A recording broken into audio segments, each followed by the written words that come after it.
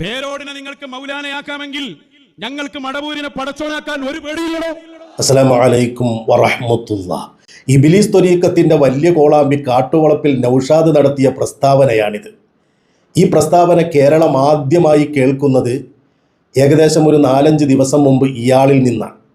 എത്രയോ പണ്ഡിതന്മാർ നമ്മുടെ നാട്ടിൽ ജീവിച്ചിട്ടുണ്ട്, എത്രയോ സാത്വികരായ ആലിമീങ്ങൾ നമ്മുടെ നാട്ടിൽ ജീവിക്കുന്നുണ്ട്. അവരിൽ നിന്നും ഒരാളിൽ നിന്നും കേൾക്കാത്ത ഒരു പ്രസ്താവന, മടവൂരാണ് ഞങ്ങളുടെ പടച്ചോനെന്ന് പറയാൻ ഞങ്ങൾക്കൊരു പേടിയുമില്ല എന്നാണ്.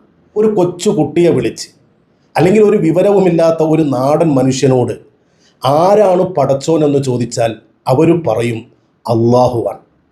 ഇയാൾ ഈ പ്രസ്താവന നടത്തിയപ്പോൾ എത്രയോ നാടൻ മനുഷ്യന്മാരാണ്, ആണും പെണ്ണുമൊക്കെ, ഇവരുടെ ഈ പിഴച്ച വിശ്വാസത്തെ സമൂഹത്തിലുള്ള ആളുകൾ ചോദ്യം ചെയ്തുകൊണ്ടിരിക്കുകയാണ്.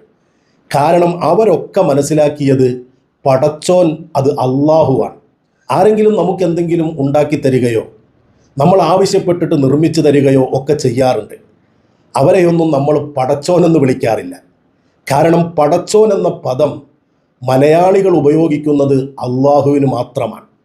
അവിടെയാണ് ഇങ്ങനെ ഒരു പിഴച്ച ആശയവുമായി ഈ ആൾക്കൂട്ടം ഇപ്പോൾ നാട് ചുറ്റിക്കൊണ്ടിരിക്കുന്നത്. ഒരു പാട്ടുകാരൻ ഈ പാട്ട് ആദ്യമായി പാടിയപ്പോൾ ഇവർ പറഞ്ഞു അങ്ങനെ പാടാൻ പാടില്ല എന്ന്.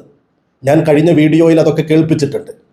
അന്ന് പാടാൻ പാടില്ല എന്ന് പറഞ്ഞ് ആദ്യമായി അതിനെ എതിർത്തത് ഞങ്ങളാണെന്ന് പ്രസംഗിച്ചവർ വന്നിട്ട് ഇപ്പോൾ പറയാണ് നിങ്ങൾക്ക് പേരോടിനെക്കുറിച്ച് മൗലാന എന്ന് പറയാമെങ്കിൽ ഞങ്ങൾക്ക് മടവൂരിനെക്കുറിച്ച് മടവൂരാണ് ഞങ്ങളുടെ പടച്ചോനെന്ന് പറയാം എന്ന് പറഞ്ഞാൽ നിങ്ങൾ അങ്ങനെ പറഞ്ഞാൽ ഞങ്ങൾ ഒന്നും കൂടി ഡോസ് കൂട്ടി പറയുമെന്ന് ചുരുക്കം. പടച്ചോനെ പേടിയില്ലെങ്കിൽ എന്ത് കോലത്തിലും എന്തും പറയാമല്ലോ. ലക്ഷ്യം ഒന്ന് മാത്രമാണ്, പേരോട് ഉസ്താദിനെ എതിർക്കുക, ഉസ്താദിനെ ചീത്ത പറയാം. അതിനു വേണ്ടിയിട്ട് ഈമാൻ നശിച്ചു പോണ വർത്താനം പറഞ്ഞാലും ഒരു പ്രശ്നവും ഇവർക്കില്ല. എന്തായാലും അതിനെ വിമർശിച്ചുകൊണ്ട് ഞാനൊരു വീഡിയോ ചെയ്തപ്പോൾ അതിന് മറുപടിയുമായിട്ട് വലിയ കോളാമ്പി അന്ന് തന്നെ പ്രസംഗം നടത്തിയിട്ടുണ്ട്. അതാ മറ്റേ ചങ്ങായി വന്ന് നമ്മളെ ഇബ്ലീസ് മൗലവി. ഇബ്ലീസ് മൗലവി എന്ന് വിളിക്കുന്നത് എന്നെയാണ്. എന്തിനാണ് അങ്ങനെ വിളിക്കുന്നത് എന്നറിയോ? ഇബ്ലീസിനെ എങ്ങനെയെങ്കിലും മുസ്ലിമാക്കി ഇബ്ലീസിനെ സ്വർഗത്തിൽ കയറ്റാൻ വേണ്ടി ഈ ഇബ്ലീസ് ത്വരീഖത്തുകാർ ശ്രമിച്ചപ്പോൾ ഞാൻ അതിനെ എതിർത്ത്. ഇമാമുമാരുടെ കിതാബുകളിൽ കൈകടത്തൽ നടത്തിയപ്പോൾ, പച്ചയായി ദുർവ്യാഖ്യാനിച്ചപ്പോൾ, ഒരു ഉളുപ്പുമില്ലാതെ കളവ് പറഞ്ഞപ്പോൾ ഞാൻ അതിനെയൊക്കെ കയ്യോടെ പിടികൂടി. അതുകൊണ്ടാണ് എന്നെ ഇബ്ലീസ് മൗലവി എന്ന് വിളിക്കുന്നത്. സത്യത്തിൽ ഇബ്ലീസിൻ്റെ കൂട്ടുകാരിവരാണ്. കാരണം ഇബ്ലീസിനെ മുസ്ലിമാക്കാൻ വേണ്ടി എന്തെല്ലാം തരികിടകളാണ് നടത്തിയത്. എന്തായാലും എന്നെ ഇബ്ലീസ് മൗലവി എന്നൊക്കെ വിളിക്കുന്നുണ്ട്. അത്രയേ ഇവർക്ക് ധാർമ്മികതയുള്ളൂ. ആയിക്കോട്ടെ, എന്നിട്ടോ പറയ്. ഇബ്ലീസ് മൗലവി വന്നിട്ട് മറുപടി പറയുന്നുണ്ട്, പേരോടിനെ കുറിച്ച് മൗലാന എന്ന് പറയുന്നതിൽ പ്രശ്നമൊന്നുമില്ല. കാരണം എന്താ, മൗലാന എന്നത് അള്ളാനെ കുറിച്ചും പറയലുണ്ട്, സിട്ടികളെ കുറിച്ചും പറയലുണ്ട്. അതുകൊണ്ട് പേരോടിനെ കുറിച്ച് പറയാ, മടവൂര് ശൈഖിനെ കുറിച്ച് പറയാൻ പാടില്ല. പച്ച നുണ പറയാൻ ഒരു ഉളുപ്പുമില്ലല്ലോ ഈ ചെങ്ങാതിക്ക്. എന്താ പറഞ്ഞത്? മൗലാന എന്ന പദം പേരോട് ഉസ്താദിന് ഉപയോഗിക്കാം, മടവൂർ ശൈഖുനയ്ക്ക് ഉപയോഗിക്കാൻ പാടില്ലത്രേ. ഞാൻ പറഞ്ഞു എന്ന് കല്ലുവെച്ച നുണയാണ് ഈ ചെങ്ങാതി പറയുന്നത്. ഞാൻ പറഞ്ഞത് എന്താ, മൗലാന എന്ന പദം പടച്ചോനും ഉപയോഗിക്കാം, പടപ്പുകൾക്കും ഉപയോഗിക്കാം. അത് ഹദീസുകളിൽ അടക്കം തെളിവുകൾ വന്നിട്ടുണ്ട് എന്ന് പറഞ്ഞതിൽ നിന്ന് അത് മഹാനായ CM വലിയുല്ലാഹിക്ക് ഉപയോഗിക്കാൻ പാടില്ല എന്ന് ഞാൻ പറഞ്ഞു എന്ന കല്ലുവെച്ച നുണ. ഈ നൂറ്റാണ്ടിലെ ഏറ്റവും വലിയ ദജ്ജാലും ഈ കാട്ടുവളപ്പിൽ നൗഷാദാണ്, ഒരു സംശയവും വേണ്ട. ഞാൻ പറഞ്ഞത് എന്താണെന്ന് അയാൾ കേൾപ്പിക്കുന്നുണ്ട്, എന്നിട്ടാണ് ഈ നുണ പറയുന്നത്. അതാണ് ഇപ്പൊ പറഞ്ഞെത്തിയുള്ളത്. അത് കേട്ടോളി നിങ്ങൾ, പുതിയതാ, ഏറ്റവും പുതിയത്. മൗലാന എന്ന പദം അള്ളാഹുവിനെ കുറിച്ച് ഖുർആനിൽ പറഞ്ഞിട്ടുണ്ട്. അതേപോലെ തന്നെ ആ പദം പടപ്പുകൾക്ക് ഉപയോഗിച്ചതും ഹദീസുകളിൽ അടക്കം നമുക്ക് കാണാൻ കഴിയും. എന്ന് പറഞ്ഞാൽ അത് അള്ളാഹുവിനു മാത്രം ഉപയോഗിക്കുന്ന പദമല്ല എന്ന് ചുരുക്കം. പിന്നെയോ ഇപ്പൊ പറയുന്ന ന്യായം എന്താ? കണ്ടു, കേൾക്കുകയും ചെയ്തു. ഈ പറഞ്ഞതിൽ എവിടെയെങ്കിലും മഹാനായ CM വലിയുല്ലാഹിയെ കുറിച്ച് മൗലാന എന്ന് പ്രയോഗിക്കാൻ പാടില്ല എന്ന ഒരക്ഷരം ഞാൻ പറഞ്ഞതായി നിങ്ങൾ ആരെങ്കിലും കേട്ടോ? ഒരുളുപ്പുമില്ലാതെ നുണ പറയുകയാണ്. മഹാനായ CM വലിയുല്ലാഹിയുടെ ഒരു പരാമർശം പോലും എൻ്റെ വാക്കിൽ നിങ്ങൾ കേട്ടില്ലല്ലോ. അതിനെപ്പോലും പച്ചയായി ദുർവ്യാഖ്യാനിക്കുന്ന ഈ ചെങ്ങാതി ഈ ഉത്തരം കിട്ടാൻ വേണ്ടിയാണ് ഞങ്ങൾ ആ ചോദ്യം ചോദിക്കുന്നത് എന്നാ പറയുന്നത്. എന്നാൽ ഞാൻ ആ കൊടുത്ത ഉത്തരം കൃത്യമാണോ? നൗഷാദ് തന്നെ പറയട്ടെ. കേൾക്കണേ, മൗലാന എന്ന പദം അത് അള്ളാഹിനെ കുറിച്ചുണ്ട്, പടപ്പുകളെ കുറിച്ചും പറയാം.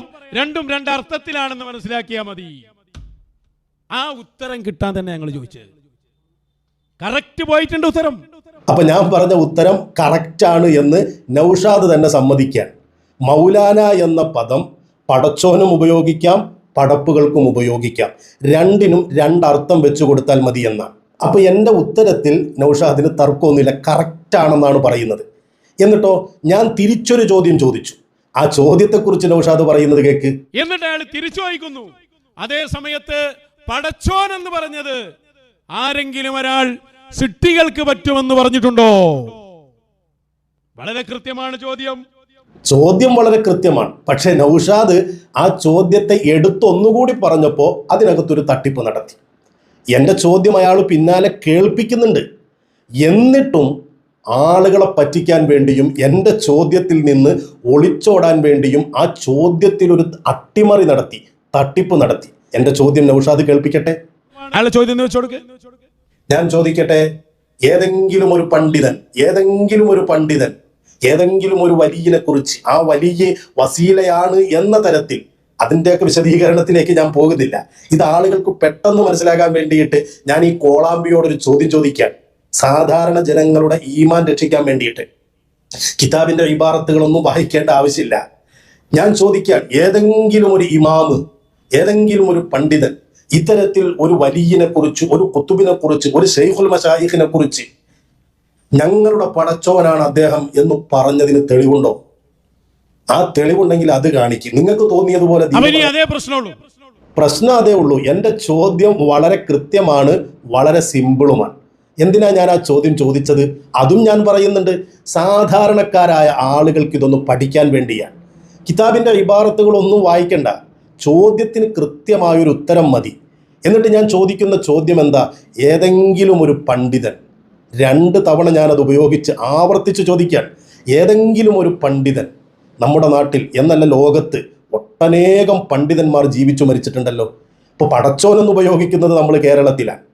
അപ്പോൾ പ്രത്യേകിച്ച് നമ്മുടെ നാട്ടിൽ എത്രയെത്ര പണ്ഡിതന്മാർ, ഇവരെത്രയോ വേദികളിൽ ബഹുമാനപ്പെട്ട ശംസുൽ ഉലമയെക്കുറിച്ച്, ഇപ്പോൾ ശംസുൽ ഉലമയെ പൊക്കിക്കൊണ്ട് നടക്കാൻ എങ്ങനെയെങ്കിലും അവിടെ ഒന്ന് കയറിപ്പറ്റണം, എടുക്കാച്ചരക്കായിട്ട് ഇങ്ങനെ ഊരുതണ്ടാണല്ലോ.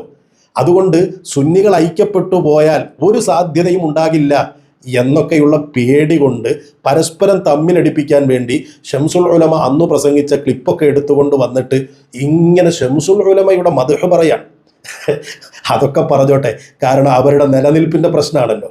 ഞാൻ ചോദിക്കുന്നത്, ശംസുൽ ഉലമ അടക്കം എത്രയോ ആളുകൾ ഇവിടെ ജീവിച്ചിട്ടുണ്ട്.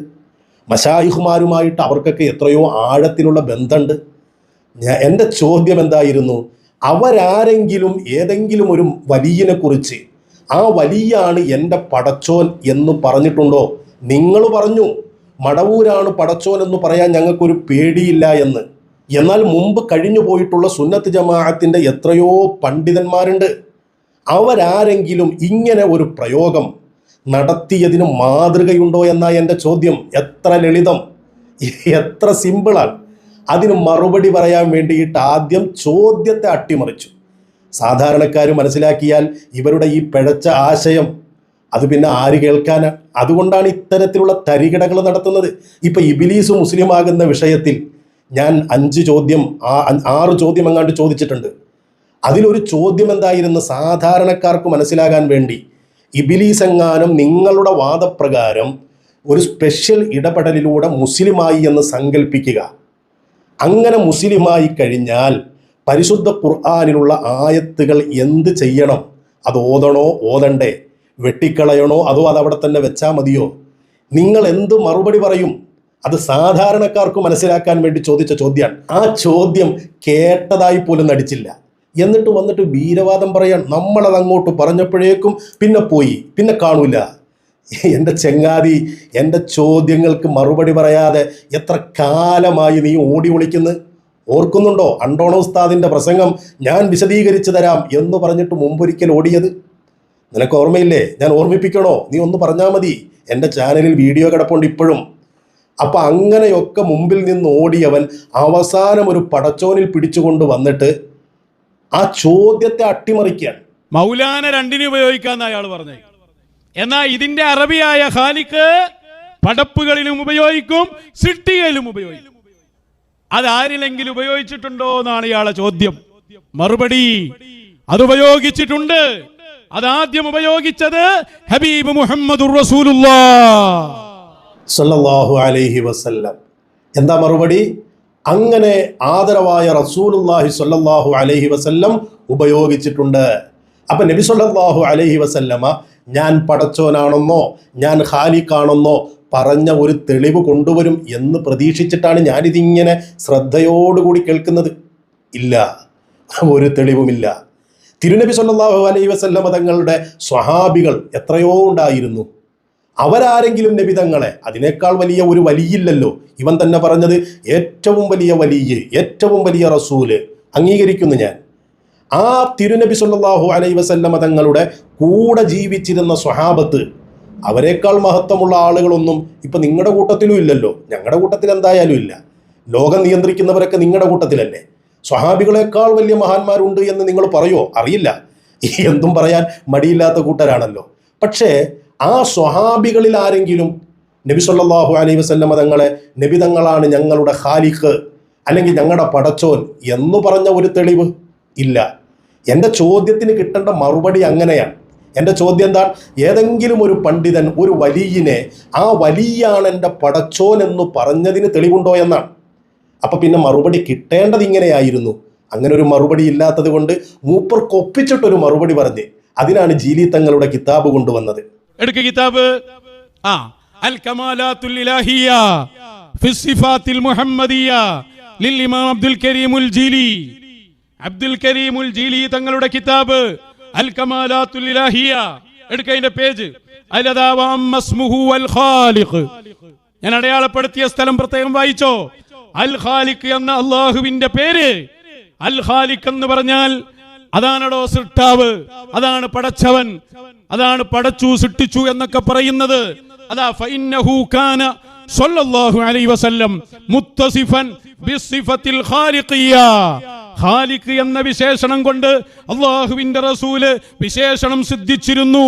വദ്ദലീലു അലാ ദാലിക. അങ്ങനെ പറഞ്ഞു പോകുന്നുണ്ട്. ചോദ്യം എവിടെ കിടക്കുന്നു, മറുപടി എവിടെ കിടക്കുന്നു? അരി എത്രയെന്ന് ചോദിക്കുമ്പോൾ പയറഞ്ഞാഴി എന്നാണ് ഉത്തരം. കൊണ്ടുവന്ന കിതാബോ, ആ കിതാബിനെ കുറിച്ച് ഞാൻ മുമ്പും ഈ വിഷയം ഇയാൾ ജീലി തങ്ങളുടെ കിതാബ് എടുത്തപ്പോൾ ഞാൻ അതിനെ പരാമർശിക്കാതെ മനഃപൂർവ്വം ഒഴിവാക്കിയതാണ്. എന്തുകൊണ്ടാണെന്നറിയോ? മഹാനവറുകളുടെ വാക്കുകൾ, പ്രത്യേകിച്ച് മഹാനവറുകളുടെ ഈ അൽ കമാലാത്തുൽ ഇലാഹിയ എന്ന് പറയുന്ന കിതാബും അൽ ഇൻസാനുൽ കാമിൽ എന്ന് പറയുന്ന കിതാബും, ആ കിതാബുകളെ കുറിച്ച് മഹാന്മാരാകുന്ന മറ്റു പല അഇമ്മത്തും മറ്റു പല മഹത്തുക്കളും രേഖപ്പെടുത്തിയതിനെ കുറിച്ച് ഈ നൗഷാദിനും അറിയാം. ഇത് സാധാരണക്കാർക്കിടയിൽ വായിച്ചു പറയേണ്ട ഒരു കിതാബല്ല എന്നത് നൗഷാദിനറിയാം. അങ്ങനെ സാധാരണക്കാർക്കിടയിൽ പറയാൻ പറ്റാത്ത കുറേ കാര്യങ്ങളുണ്ട്. അത് ഇവരുടെ ലോകം നിയന്ത്രിക്കുന്ന ശൈഖ്, നമ്മുടെ മറ്റേ ചങ്ങാതി ഉണ്ടല്ലോ, അയാള് തന്നെ പറഞ്ഞിട്ടില്ലേ, ഖാസായി പ്രത്യേകമായുള്ള ആളുകൾ ഒരുമിച്ച് കൂടേണ്ട അടുത്ത് പാടുന്ന പാട്ടൊക്കെ പൊതുവായിട്ട് എല്ലാവരും കേൾക്കുന്നിടത്ത് പോയി പാടരുത്. ഓരോ പാട്ടും ഓരോ പറച്ചിലിനും ഒക്കെ അതിനൊരു പ്രത്യേകത ഉണ്ട്. ഇപ്പൊ ഷെയ്ഖുനാന്റെ വലിയ വലിയ ലോകങ്ങളും സംഭവങ്ങളും ഉണ്ട്. അതൊക്കെ ഇപ്പൊ നമ്മൾ പൊതുവായിട്ട് പൊതുവായിട്ട് ഇങ്ങനെ എല്ലാവരും ഇടയിൽ വിളിച്ചു പറയേണ്ടതല്ല. അതെല്ലാം അതിനനുസരിച്ചിട്ട് ഒരുമിച്ച് കൂടുന്ന ഒരു സദസ്സിൽ ഖാസായിട്ടുള്ള ഇടത്തിൽ പ്രത്യേകം പറഞ്ഞ് മനസ്സിലാക്കി കൊടുക്കേണ്ടതാ. ഈ നൗഷാദിന്റെയൊക്കെ ലോകം നിയന്ത്രിക്കുന്ന ഷെയ്ഖ് പച്ച മലയാളത്തിൽ പറഞ്ഞതാണ്. മഹാനായ CM വലിയുല്ലാഹിയുടെ ലോകം, അതിനെക്കുറിച്ച് പാടുകയോ പറയുകയോ ഒക്കെ ചെയ്യുമ്പോൾ പ്രത്യേകമായി പറയേണ്ട ആളുകളോട് പ്രത്യേകമായി പറയേണ്ട കാര്യങ്ങളുണ്ട്. അത് പ്രത്യേകം പറഞ്ഞു മനസ്സിലാക്കി കൊടുക്കണം. ജീലി തങ്ങളുടെ കിതാബുകളെ കുറിച്ച് അഇമ്മത്ത് അങ്ങനെ പറഞ്ഞിട്ടുണ്ട്. ജീലി തങ്ങൾ ഒരിക്കലും ഒരു തെറ്റായ ആശയം പറഞ്ഞ ആളല്ല. പക്ഷേ മഹാനവറുകളുടെ വാക്കുകൾക്ക് വലിയ നിഗൂഢമായ ആഴത്തിലുള്ള അർത്ഥങ്ങളുണ്ട്. അത് ഒരുമാതിരിപ്പെട്ട ആളുകൾക്കൊന്നും മനസ്സിലാകൂല. അതുകൊണ്ട് തന്നെ മഹാനവറുകൾ പറഞ്ഞതൊക്കെ ശരിയാണെങ്കിലും അതിൻ്റെ ലാഹിർ നോക്കിയാൽ അത് ശരീഅത്തിനോട് വിരുദ്ധമായി തോന്നിയേക്കാം എന്നഭിപ്രായപ്പെട്ട പണ്ഡിതന്മാരില്ലേ? ഇല്ലെങ്കിൽ നൗഷാദ് അത് പറ, ഞാൻ കിതാബ് എടുത്ത് വായിച്ചു തരാം. ഞാനിപ്പോൾ തൽക്കാലം അതിലേക്കൊന്നും പോകാത്തത് എൻ്റെ ചോദ്യത്തിൽ നിന്ന് രക്ഷപ്പെടാൻ വേണ്ടി നീ നടത്തിയ തട്ടിപ്പ് പിടികൂടലായി എൻ്റെ ലക്ഷ്യം. ഞാൻ മറ്റ് കിതാബുകളിലേക്കൊന്നും പോകാത്തത് അതുകൊണ്ടാണ്. ഇനി വാഹിറിൽ അത് ശരീഅത്തിനോട് വിരുദ്ധമായി തോന്നുമെങ്കിലും മഹാനവറുകൾ പറഞ്ഞത് ശരിയാണ്. പക്ഷേ അത് ഒരുമാതിരിപ്പെട്ടവർക്കൊന്നും മനസ്സിലാകുകയില്ല. അതുകൊണ്ട് ആ കിതാബുകൾ നോക്കരുത് എന്ന് പ്രത്യേകം രേഖപ്പെടുത്തിയിട്ടുണ്ട്. ലാഹിറിൽ അത് ശരീഅത്തിന് വിരുദ്ധമായി തോന്നില്ലേ? മഹാനായ ഇമാമുൻ നബവി റഹിമഹുല്ല ശറഹ് മുസ്ലിമിൽ വ്യക്തമായി പറഞ്ഞില്ലേ? ചില പേരുകൾ ഉദ്ധരിച്ചിട്ട് അതിൽ ഖാലിഖുൽ ഖൽഖ് എന്ന അള്ളാഹുവിൻ്റെ പേരുമുണ്ട്. ഇത് പടപ്പുകൾക്ക് വെക്കൽ ഹറാമാണ് എന്ന് രേഖപ്പെടുത്തിയിട്ടില്ലേ? അപ്പൊ പിന്നെ ജീലി തങ്ങൾ ഇങ്ങനെയൊക്കെ പറഞ്ഞതെന്താ? അതിന് വേറെ പല അർത്ഥങ്ങളുണ്ട്. അതെല്ലാവർക്കും മനസ്സിലായിക്കൊള്ളണമെന്നില്ല. ഇനി നിങ്ങൾക്കത് മനസ്സിലാകുമെന്നാണെങ്കിൽ നിങ്ങളെക്കാൾ വലിയ സൂഫികളായി ജീവിച്ച ആളുകൾ എഴുതിയ കിതാബ് ഞാൻ എടുക്കും, ഞാൻ വായിക്കും. നൗഷാദെ, നിനക്കറിയാലോ വായിക്കൂ എന്ന് പറഞ്ഞാൽ വായിക്കൂന്ന്. നീ ഒന്ന് നിഷേധിച്ചു നോക്ക്. നീ പറയേ, നബവി ഇമാം ശറഹ് മുസ്ലിമിൽ പറഞ്ഞില്ലേ ഖാലിഖ് എന്ന പേര് വെക്കൽ അനുവദനീയമല്ല എന്ന്? പറഞ്ഞിട്ടുണ്ടോ ഇല്ലേ? നീ തുറന്നു പറ ജനങ്ങളോട്. ജീലി തങ്ങളുടെ കിതാബും എടുത്തുകൊണ്ടുവന്ന് സമൂഹത്തെ തെറ്റിദ്ധരിപ്പിക്കുകയോ? ബഹുമാനപ്പെട്ട AP ഉസ്താദ് എഴുതിയ ഒരു ലേഖനം. എന്നാൽ ഞാൻ ചോദിക്കട്ടെ, ആ AP ഉസ്താദ് മഹാനായ CM വലിയുല്ലാഹിയെ കുറിച്ച് മുദബ്ബിറുൽ ആലം, ഖുതുബുൽ ആലം എന്നൊക്കെ പ്രസംഗിച്ചിട്ടുള്ള ക്ലിപ്പ് നീ തന്നെ കേൾപ്പിച്ചിട്ടുണ്ടല്ലോ. ബഹുമാനപ്പെട്ട സുൽത്താനുൽ ഉലമ AP ഉസ്താദിൻ്റെ ഏതെങ്കിലും ഒരു പ്രസംഗത്തിൽ, ഏതെങ്കിലും ഒരു എഴുത്തിൽ മഹാനായ CM വലിയുല്ലാഹിയെ കുറിച്ച് CM വലിയുല്ലാഹി എൻ്റെ പടച്ചോനാണെന്ന് പറഞ്ഞിട്ടുണ്ടോ? ഉണ്ടോ? ഉണ്ടെങ്കിൽ കൊണ്ടുവാ. എൻ്റെ ചോദ്യം അതാണ്.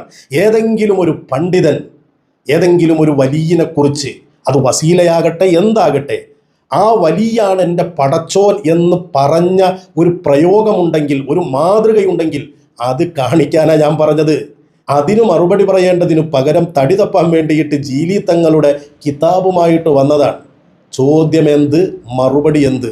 എന്നിട്ട് പറയാൻ ചോദ്യം കൃത്യമാണ്, മറുപടിയും കൃത്യമാണ്. തട്ടിപ്പും വെട്ടിപ്പും ഈ ഒരാളുകൾ ഏതൊരു മലയാളിക്കാണ് അറിയാത്തത്?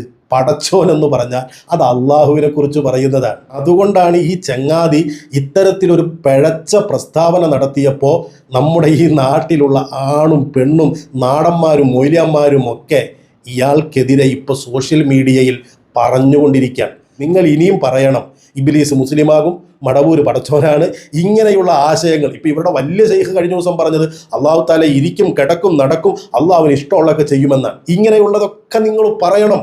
അങ്ങനെയെങ്കിലും നാടന്മാരും സാധാരണക്കാരും രക്ഷപ്പെടട്ടെ. പിന്നെ നിങ്ങളുടെ കൂട്ടത്തിൽ കൂടിയ ഒരു 10-12 എണ്ണം നന്നാകാൻ വേണ്ടി ഞങ്ങൾ ദ്വാരക്കാം.